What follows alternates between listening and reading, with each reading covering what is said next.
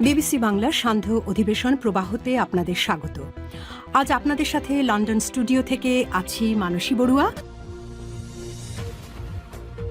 ইন্না লিল্লাহ। দখলদার ইসরায়েলি বাহিনী ও মার্কিন যুক্তরাষ্ট্রকে পুরোদমে শিক্ষা দিচ্ছে ইরান। মুসলিম বিশ্বের অন্যতম শক্তিধর রাষ্ট্র ইরান এবার পুরোদমে কাছা দিয়ে তারা খেপেছে। এবার মার্কিন যুক্তরাষ্ট্র ও ইহুদিবাদী ইসরায়েলিদের এমন শিক্ষা দিবে যে তারা কল্পনাও করতে পারেনি যে ইরান এতটা শক্তিশালী। মুসলিম বিশ্বের পরাশক্তি ইরান। ইরানেই ইহুদিবাদী ইসরায়েলের যারা মুসলিম বিশ্বের বন্ধুরাষ্ট্র রয়েছে, যেসব রাষ্ট্র মুসলমানদের বাদ দিয়ে তারা ইহুদিবাদী ইসরায়েলও মার্কিন যুক্তরাষ্ট্রের বন্ধুর হওয়ার চেষ্টা করেছে, এসব দেশকে ধরে ধরে ধুলাই দিচ্ছে। ইতিমধ্যে আমরা সোশ্যাল মিডিয়ায় কিছু সংবাদে দেখতে পাচ্ছি যে যুক্তরাষ্ট্রের এলিট ফোর্স তারা ইরানে গিয়েছিল আয়তুল্লাহ আলী খামেনি এবং বড় বড় নেতাকর্মীদেরকে আটক করার জন্য। যেমন মাদুরোকে আটক করা হয়েছিল, অর্থাৎ যিনি ভেনেজুয়েলার প্রেসিডেন্ট, তাকে যেভাবে তার প্রসাদ থেকে আটক করা হয়েছিল, সেই যুক্তরাষ্ট্রের এই এলিট ফোর্সের সদস্যরা তারা ইরানে গিয়েছিল। তবে ইরানের আইআরজিসি মুসলিম বিশ্বের সবথেকে শক্তিশালী যে সেনাবাহিনী, সেই সেনাদের হাতে এই যুক্তরাষ্ট্রের এলিট ফোর্স ধরা পড়েছে। দেখলাম কয়েকজনকে চোরের মতো পেছনে হাতকড়া পরিয়ে তারপর বসে রাখা হয়েছে। তাদেরকে চরমভাবে গণধোলাই দিচ্ছে আইআরজিসির সেনারা। এ অবস্থা চলতে থাকলে আমাদের মনেও অনেক শান্তি লাগে, কারণ যখন দেখি যে ইহুদিরা মার খাচ্ছে তখন মুসলিম হিসেবে নিজেকে গর্বিত মনে হয়। কিন্তু মুসলিম বিশ্বের ইহুদিবাদী ইসরায়েলের সঙ্গে সংযুক্ত আরব আমিরাত, কাতারের, দুবাইয়ের শেখেরা যে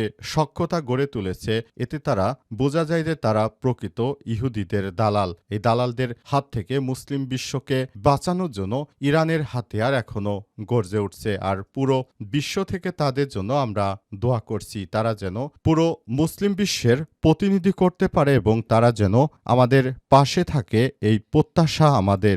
আর এই মুহূর্তে আমাদের হাতে এসেছে যুদ্ধের সর্বশেষ গুরুত্বপূর্ণ সবথেকে তাজা আপডেট সংবাদ। ইসরায়েলের প্রধান বিমানবন্দর বেন গুরিয়ান গুড়িয়ে দিল ইরানের ক্ষেপণাস্ত্র।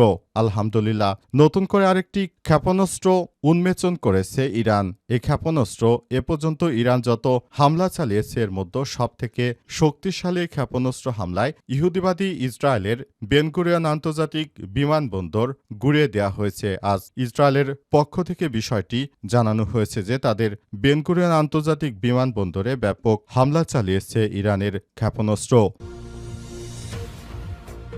এরপর জানাবো, ইরানে হামলা চালিয়ে মিসাইল সংকটে মার্কিন যুক্তরাষ্ট্র, বলছে ইউরোপীয় ইউনিয়নের প্রতিরক্ষা এবং মহাকাশ বিষয়ক কমিশনার অ্যান্ড্রিয়াস কুলিবিয়াস সতর্কবার্তায় জানিয়েছেন যে মার্কিন যুক্তরাষ্ট্রের মিসাইল শেষ হয়ে গেছে। তারা ইরানের সঙ্গে যুদ্ধ করতে এসে এতটাই বিপাকে পড়েছে যে তারা এখন বাঁচার অনেক চেষ্টা করছে, কিন্তু ইরান তাদেরকে ছাড় দেবে না।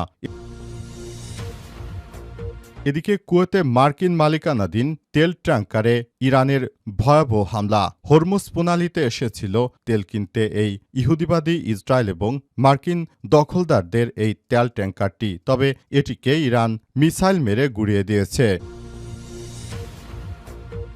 জানাবো, যুদ্ধ শুরুর পর ইরানে প্রথমবারের মতো B-2 বিমান থেকে বোমা ফেলল যুক্তরাষ্ট্র।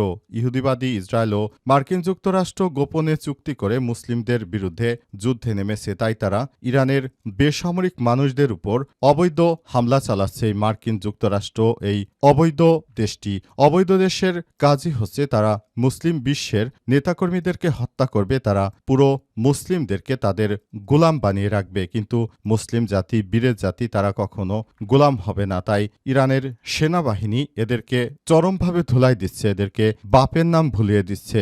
এরা এতটাই নিকৃষ্ট একটি ইহুদি জাতি যে মাঝে মাঝেই তারা ইরানের উপর হামলা চালাতে চায়। তাই ইরানের সেনাবাহিনীও সেইভাবে প্রস্তুতি নিয়ে রেখেছিল। তারা ২০ বছর ধরে প্রস্তুতি নিচ্ছিল এই ইহুদিদের ধুলাই দিতে।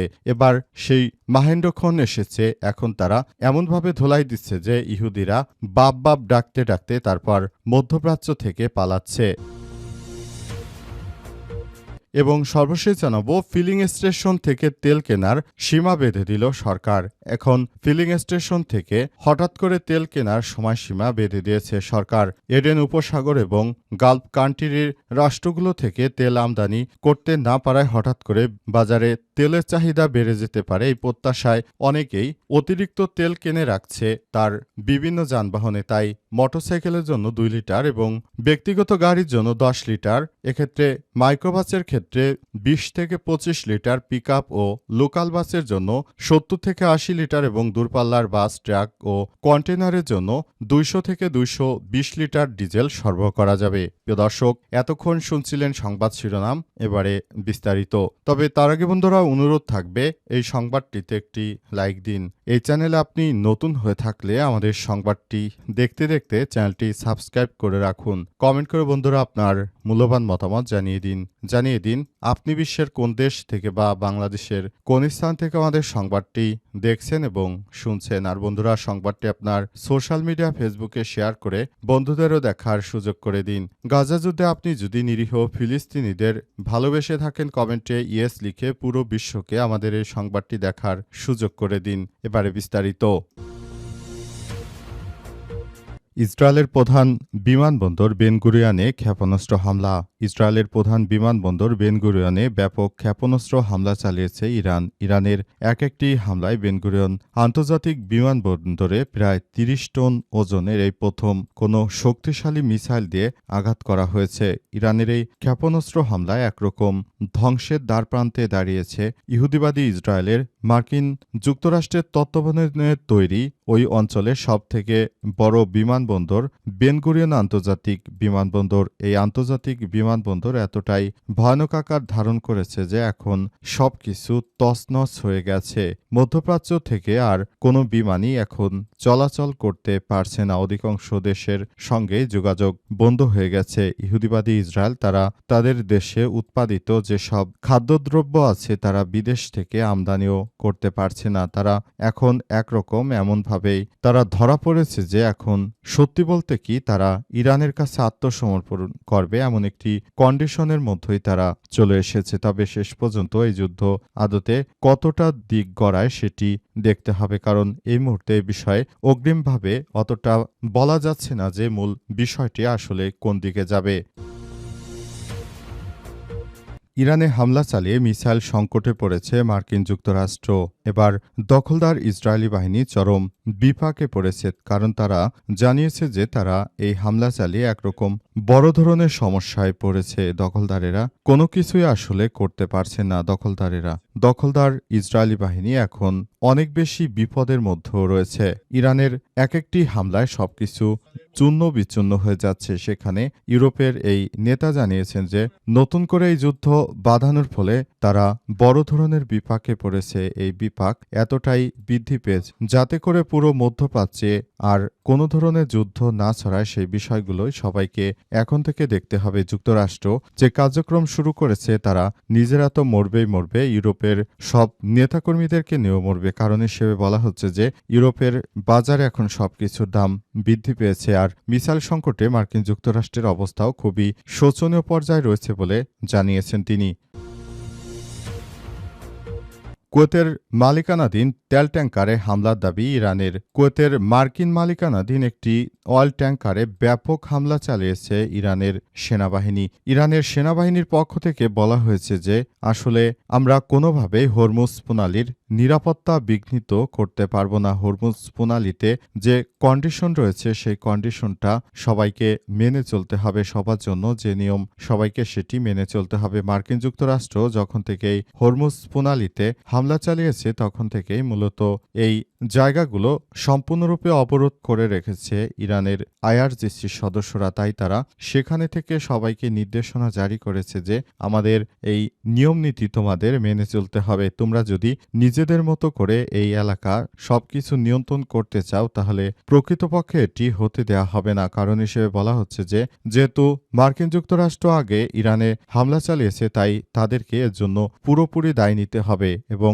কোনোভাবেই তাদেরকে বাঁচতে দেবে না ইরান, এমনটাই জানিয়েছে মার্কিন যুক্তরাষ্ট্র। সেজন্য মার্কিন যুক্তরাষ্ট্রের পক্ষ থেকে ইতিমধ্যে সব বিষয় নিয়ে বারবার কথা বলা হলেও এখন প্রকৃতপক্ষে আসলে সবকিছু খুবই খারাপ আকার ধারণ করেছে এবং বর্তমানে সেটি চলছে বলে জানানো হয়েছে।